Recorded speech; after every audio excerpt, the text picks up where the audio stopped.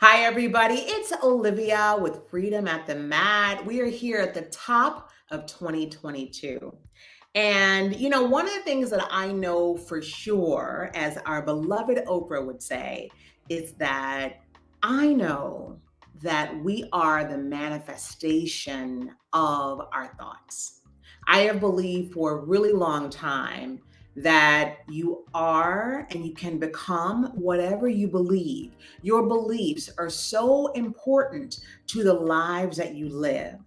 And I was in a class recently, a wonderful meditation class with a wonderful woman you're about to meet in a moment. Her name is Lisa Tahir. And she talked about manifesting a marriage. And I was like, wait a minute. She's clear. She wants to manifest the marriage she wants to have in her life.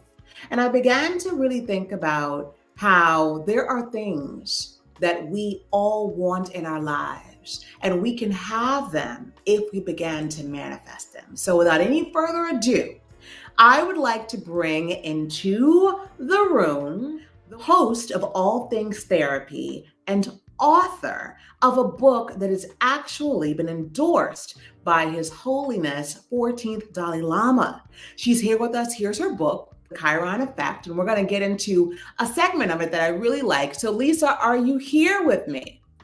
Olivia, I am here and delighted. Thank you for having me on Freedom at the Mat. How are you? I am blessed. I am wonderful. It's the top of a new year. And I really want to shift this year, Lisa, into having the life that I want to have. I want to be fearless. I want to believe that if there is something that is on my heart and my mind, something that persists within me, that means it's something I want in my life. And I want to be able to get it. So I just want to open up this conversation with you. I know that you have an amazing podcast, which I listen to quite frequently, All Things Therapy. You are a licensed therapist. And I want you to talk to us about the power of our thoughts. Olivia, thank you. And let's pick up where you just left off a few moments ago and quoting, yes, our beloved Oprah and one of her dear friends and mentors, Maya Angelou, said that you are the master of your destiny. And I know that's something I've heard for a number of years, and it's only recently started to make sense as I've begun to really study the power of our mind and that our beliefs have the ability to shift outcomes of things that are already manifested in our lives. And we can create new outcomes, brand new things because of our beliefs that we have. And when a lot of people are misaligned, myself included, it's when you don't believe you can actually have what you desire and what you want. And that's an inner conflict. It's a misalignment. You want so much to have a certain income, to have a partner, to be healthy, whatever it may be. Yet there's a little part of you, and it's felt in the nuance of our emotions, usually in our body, in our heart space, in our core, our solar plexus, which is but like, like, I don't know how to do that.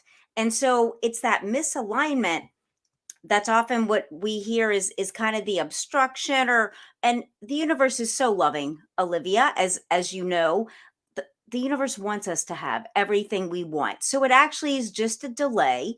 It's not that these things are out of bounds or out of the realm for you. You can absolutely have them. It's just the process to get to them might take a little longer in our earth time. And I want to pause for a moment and check in with, is this aligning with what you believe to be true about manifesting? It is. I haven't taken a lot of effort to manifest things in my life. So I want to do it with more intention, Lisa. Hmm. What I have found is I have been really operating in my purpose over the past 2 to 3 years. Okay. I just went for it. I was executive and marketing for many years in New York and Chicago, and I moved to New Orleans kind of just randomly. And I really decided to focus more on the wellness part of my life. Okay. And I have been blown away by all of the opportunities that have come my way since then. So that Mm-hmm. has kind of given me this whole notion around, okay, when you take one step, God takes another, or whoever your God is, right? Just you Yeah. take one, right? He'll take the other, and living more of a spirit-led life. Mm-hmm.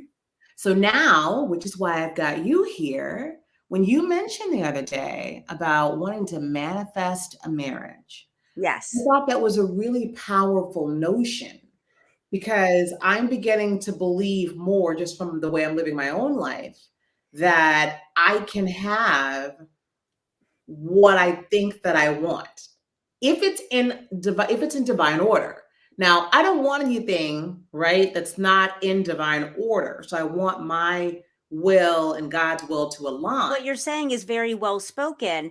And I'll use myself as the example because I think this might help viewers and listeners. That in the example you use, when I declared that I intend to get married on the bandstand in Audubon Park, where we were meditating, it was from a place that I've been cultivating the last few years of deep belief in that happening in my life. And for a long time, I didn't believe that could happen for me. And it wasn't conscious. I didn't walk around thinking I can't have that. But coming from a broken home where my parents had a very troubled marriage and it ended very traumatically, I didn't have a model. And I think a lot of people watching and listening can relate to this, that often some of the things we most deeply want, there's not a template for it. We haven't seen how people actually create this, how it comes into being. So we feel kind of lost. And there's a disbelief surrounding that outcome as well for us. And it's not conscious. And in my book, I go into exploring some of the subconscious, thank you, thoughts that become beliefs because we repeat them over and over to ourselves in our mind, in between our two ears. And then our lives start to take form and shape around those thoughts and beliefs. And it's really doing this inner work of aligning, identifying, writing down. It's the new year. I encourage you to write down some of the things you most deeply desire. You can do this now, or you can do this after the show. Write 5, 10, 15 things. Just let it flow, just truly from your heart, from your desire, from just, if anything is possible, since anything is possible, what would I love to create this year? And then your work to manifest them is going to be coming into alignment, as you mentioned, Olivia, with really believing it can be true for you. And in my book, I talk about, we think up to 60, 70, 80,000 thoughts a day. There's no way we can capture all of those. And the good news is we don't have to, but certainly you can capture one or two or three thoughts that cause you to feel bad. Like when you think about, like for me, I'm getting married, and it used to be like, oh, but I don't even know who she is. And then Right. it's like, no, no, no, stop. Like I don't need to know that. I just need to know in my heart, I am ready for partnership. I am ready to build a life, create a life with someone, because that gets me feeling good. So Yeah. it's when you start, take one of your goals that you've written down and Okay. take it down the thought train, and like take it down the train as long as you're feeling excited, it's juicy, you're like in the emotion of having it, of living it. And then when you think something that you notice in your body, it's like, oh, your energy, it's like a balloon, deflates. Pause and ask yourself, what was I just thinking? And that's the thought, that's the belief you want to release. Like, I can't have that. I release that I can't have that.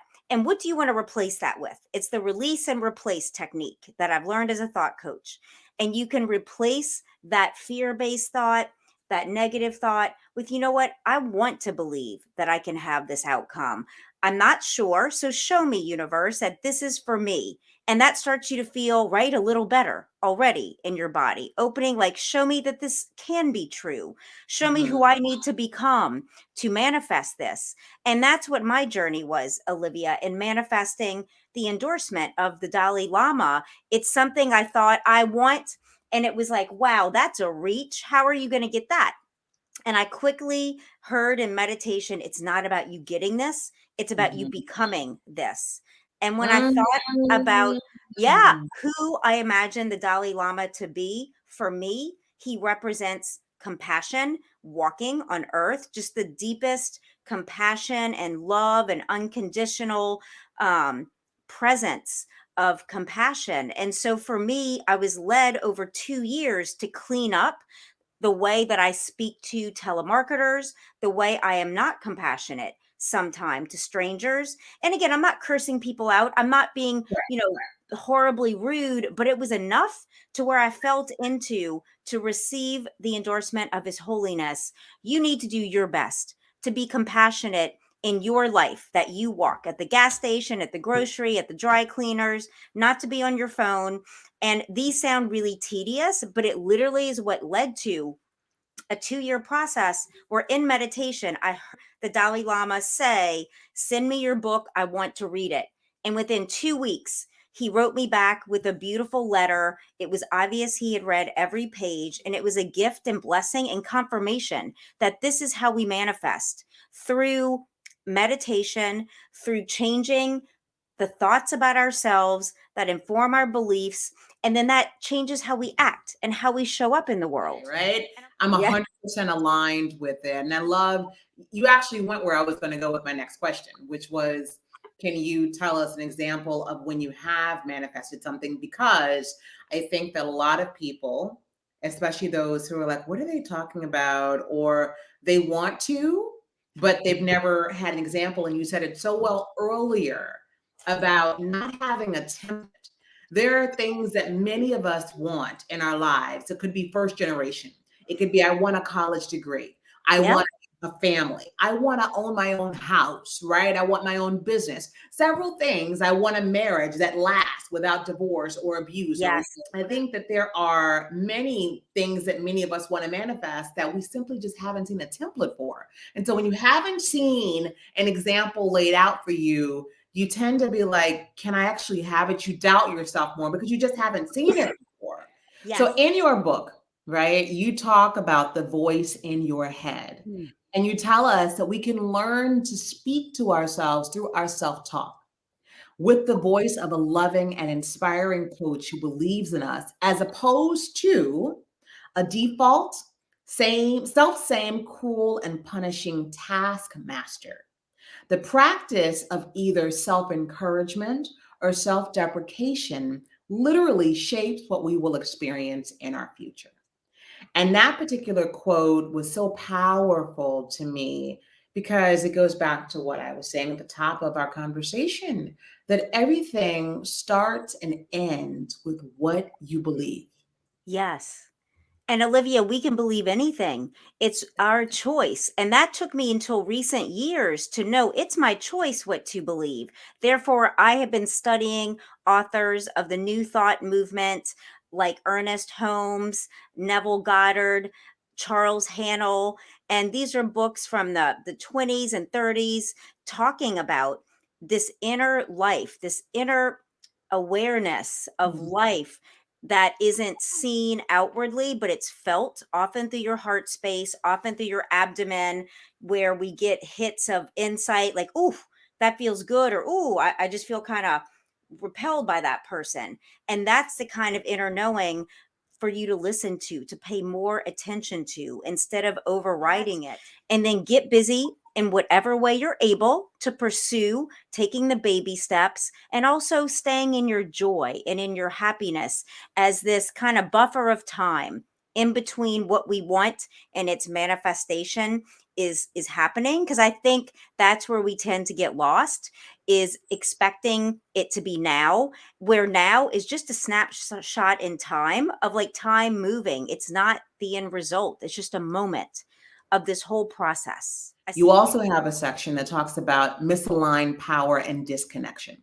So, for anybody who is having a really hard time believing something positive about yourself, there is likely the fact that you got some core wounding that happened. And Mhm. Lisa, in her book, she says here that she has an abbreviated list of examples that indicate if you have untreated core wounding.